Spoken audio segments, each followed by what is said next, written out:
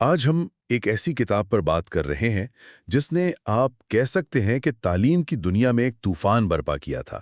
جان Jacques Rousseau کی ای میل یا تعلیم پر۔ یہ 18ویں صدی کی کتاب ہے، بہت با اثر لیکن شاید اتنی ہی متنازع بھی۔ جی بالکل، یہ صرف ایک کتاب نہیں، یہ ایک پورا فلسفہ ہے، انسان اور معاشرے کے بارے میں ایک گہرا سوال۔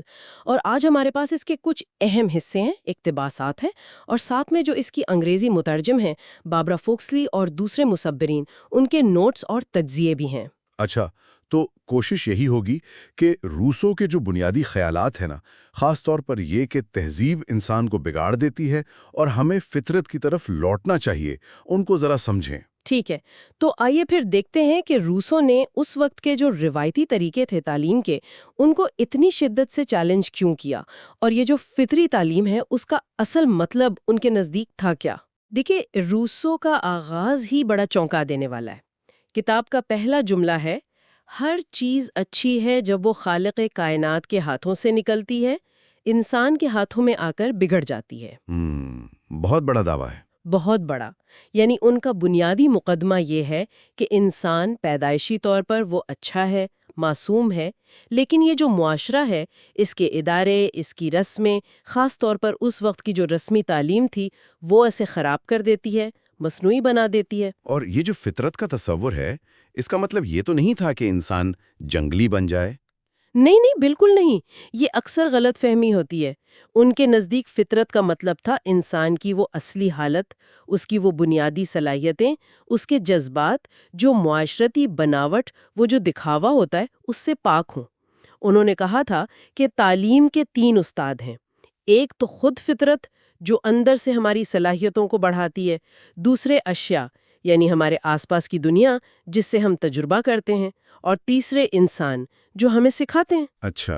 لیکن روسو نے شروع کے سالوں میں وہ پہلے دو پر بہت زیادہ زور دیا، فطرت اور اشیاء سے سیکھنا۔ صحیح، اور اسی لیے وہ اس زمانے کی تعلیم پر تنقید کرتے تھے۔ بہت سخت تنقید۔ ان کا کہنا تھا کہ وہ تعلیم کیا کرتی ہے، بس الفاظ رٹوا دیتی ہے، سماجی آداب سکھاتی ہے جن کی بچے کو سمجھ ہی نہیں آتی، اور وقت سے پہلے جب عقل پختہ نہیں ہوئی تبھی منطق اور فلسفے کا بوجھ ڈال دیتی ہے۔ تو اس سے ہوتا کیا تھا ان کے خیال میں؟ ان کے خیال میں اس سے بچہ مصنوعی بن جاتا تھا، بلکہ بعض اوقات مکار اور بد اخلاق بھی، کیونکہ وہ ایسی باتیں کرنا سیکھ جاتا تھا جو نہ وہ سمجھتا ہے نہ ان پر عمل کرتا ہے۔ تو انہوں نے تعلیم کو عمر کے لحاظ سے مختلف حصوں میں بانٹا ہے نا؟ جی بالکل۔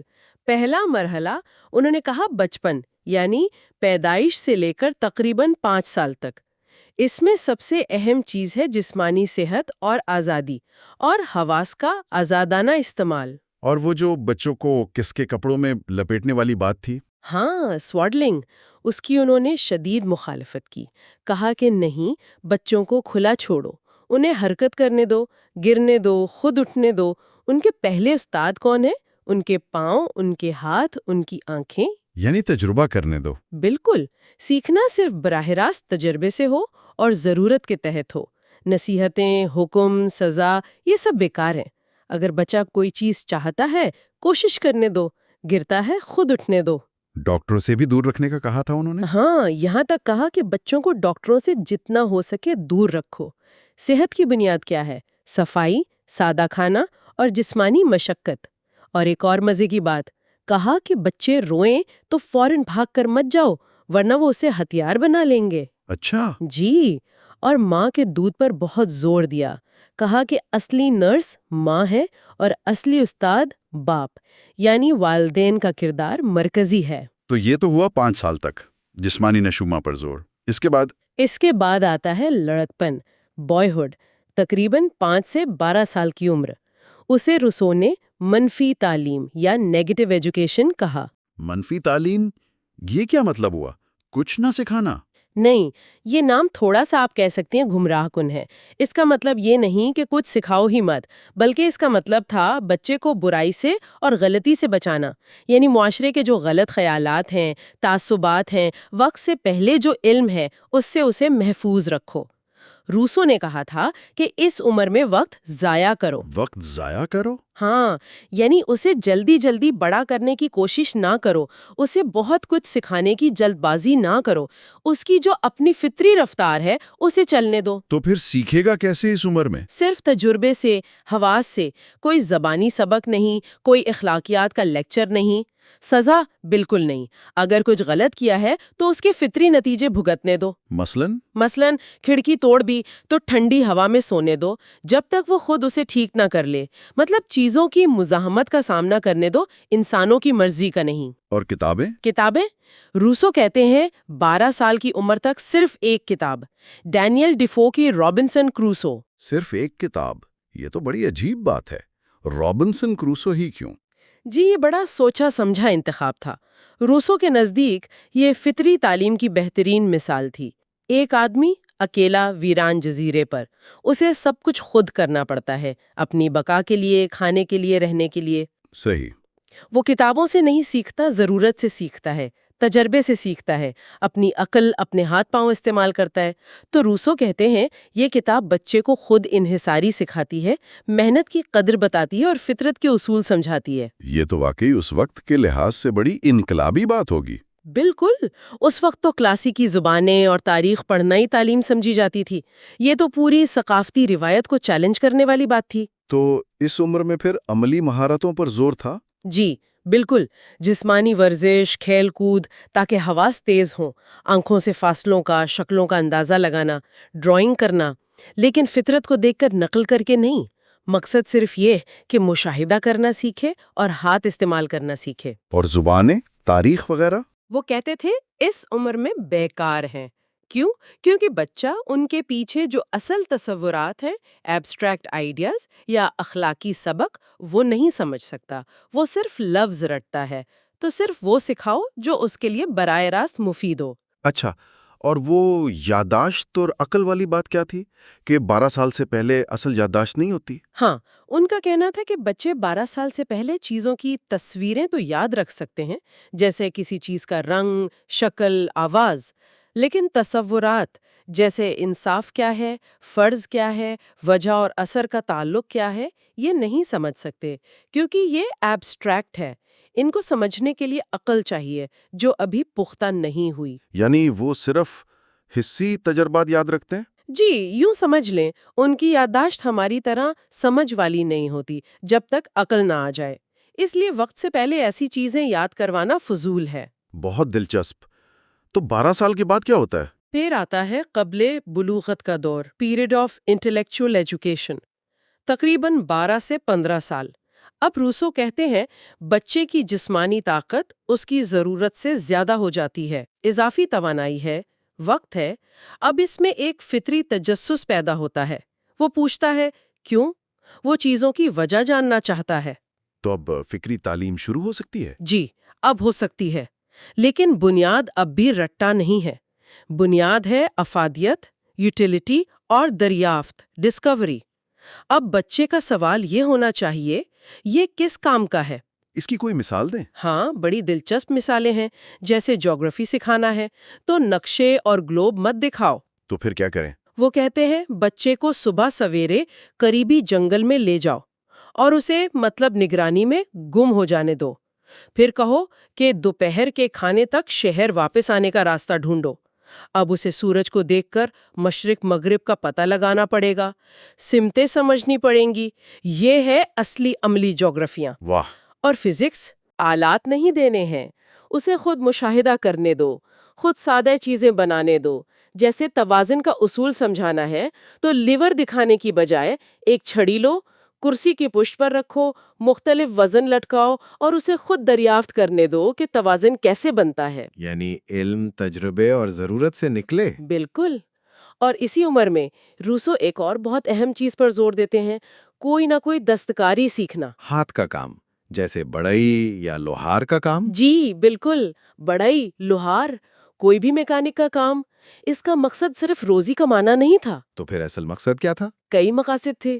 ایک تو ہاتھ سے کام کرنے کی اہمیت اور عزت سمجھانا، دوسرا بچے کو خود انحصار بنانا، تیسرا وہ جو معاشرے میں تعصب ہے نا کہ جسمانی کام کمتر ہے ذہنی کام سے، اس کو توڑنا۔ ہاں یہ تو آج بھی ہے۔ جی، روسو تو یہاں تک کہتے ہیں کہ محنت کرنا ہر شہری کا فرض ہے، امیر ہو یا غریب، ہر بیکار آدمی ایک بدماش ہے۔ اور انہوں نے کاریگر کو کسان سے بھی زیادہ آزاد کہا۔ ہاں، ان کی دلیل یہ تھی کہ کسان تو اپنی زمین سے بندھا ہے، اگر کوئی حملہ ہو جائے یا کوئی طاقتور زمین چھین لے تو وہ بے بس ہے، لیکن کاریگر کا ہنر اس کے ہاتھ میں ہے، وہ اپنے اوزار اٹھا کر کہیں بھی جا سکتا ہے، روزی کما سکتا ہے۔ اچھا، اسی لیے انہوں نے کہا تھا کہ لوہا جو اتنا مفید ہے، سونے سے کہیں زیادہ قیمتی ہے۔ یہ عملی ہنر کی قدر تھی۔ تو 15 سال تک ایمیل یعنی اس کا شاگرد وہ جسمانی طور پر تندرست ہے، حواس تیز ہے، ہنرمند ہے اور متجسس ہے۔ اب آگے؟ اب آتا ہے بلوغت کا دور، پیریڈ آف مورل ایجوکیشن، تقریباً 15 سے 20 سال۔ اسے روسو دوسری پیدائش کہتے ہیں۔ دوسری پیدائش؟ جی، یہ صرف جسمانی بلوغت نہیں، یہ جذباتی اور سماجی بیداری کا دور ہے۔ اب انسان صرف اپنے آپ میں نہیں رہ سکتا، اسے دوسروں کو سمجھنا ہے، ان کے جذبات کو، معاشرے کو۔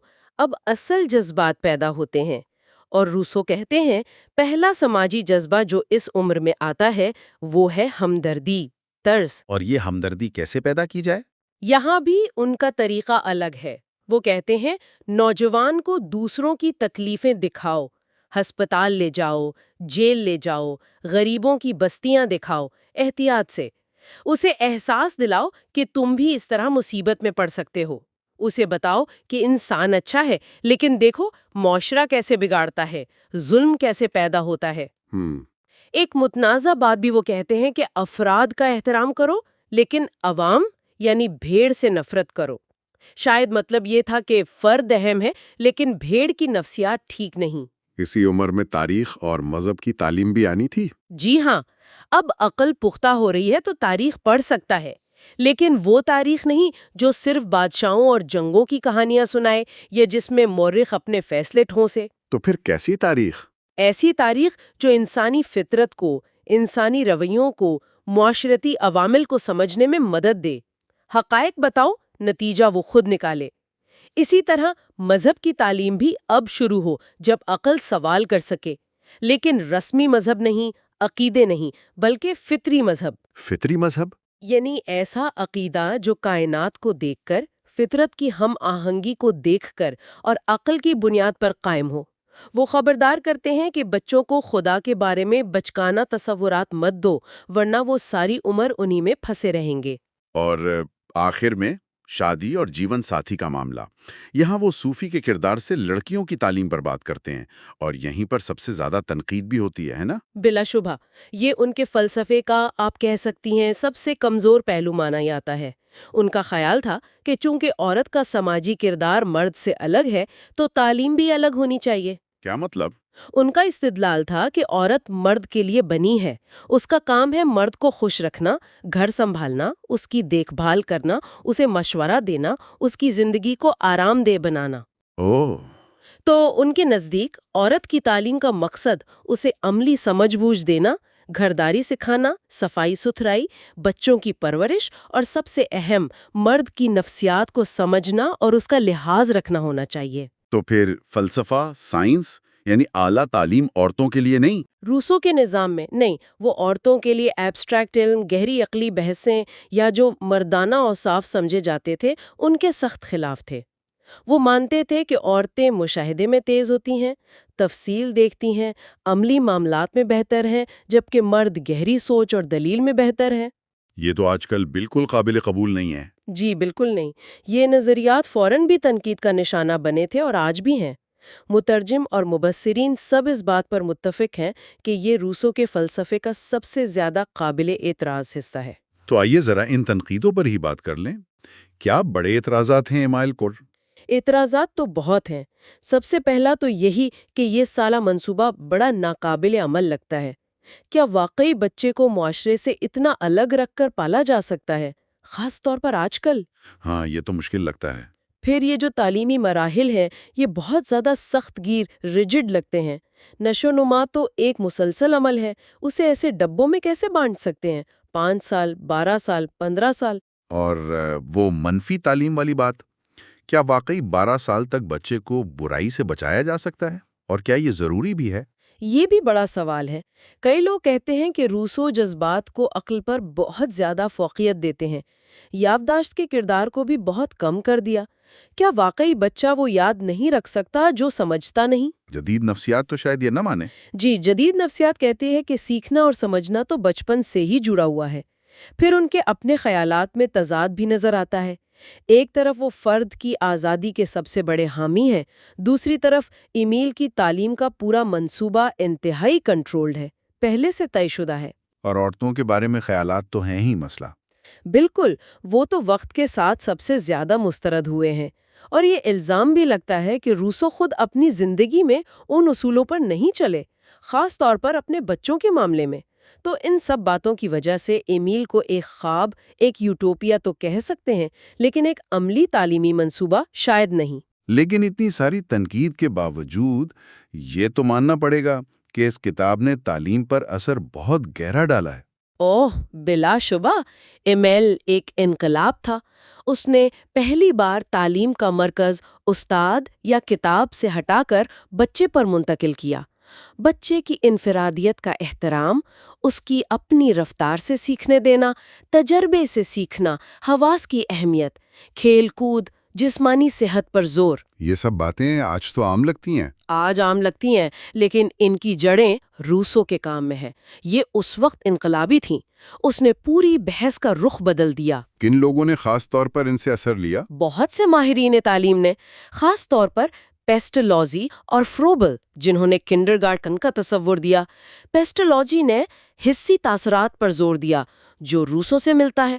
فروبل نے کھیل، سرگرمی، بچے کی اپنی کوشش کو بنیاد بنایا، یہ بھی روسو سے متاثر تھا۔ تو خلاصہ یہ کہ ایمیل ایک، آپ کہہ سکتے ہیں، پیچیدہ کتاب ہے، متضاد بھی، لیکن بہت اہم۔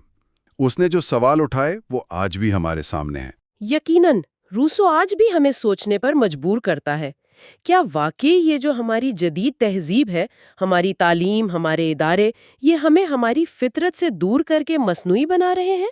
کیا اس کے فطری انسان کا تصور آج کے اس پیچیدہ معاشرے میں کوئی معنی رکھتا ہے، یا یہ صرف ایک رومانوی خیال ہے؟ ان کے خیالات چاہے کتنے ہی عجیب کیوں نہ لگیں، ہمیں اپنی موجودہ تعلیمی ترجیحات پر، مقاصد پر دوبارہ غور کرنے کی دعوت ضرور دیتے ہیں۔ اور شاید سب سے بڑا سوال جو روسو چھوڑ جاتا ہے وہ یہی ہے کہ تعلیم کا آخر مقصد کیا ہو؟ کیا فرد کو بس معاشرے کے موجودہ نظام میں فٹ کرنا ہے، ایک کارآمد پرزہ بنانا ہے، یا پھر تعلیم کا مقصد فرد کو اس قابل بنانا ہے کہ وہ معاشرے کو، اس کی اقدار کو تنقیدی نظر سے دیکھ سکے، سوال اٹھا سکے اور اپنی جو فطری صلاحیتیں ہیں، اپنی اصلیت ہے، اسے زیادہ سے زیادہ جان سکے اور پروان چڑھا سکے؟ جی، روسو کے خیالات، چاہے ہم ان سے اتفاق کریں یا اختلاف، ہمیں ان بنیادی سوالات پر سوچنے پر ضرور رکساتے ہیں۔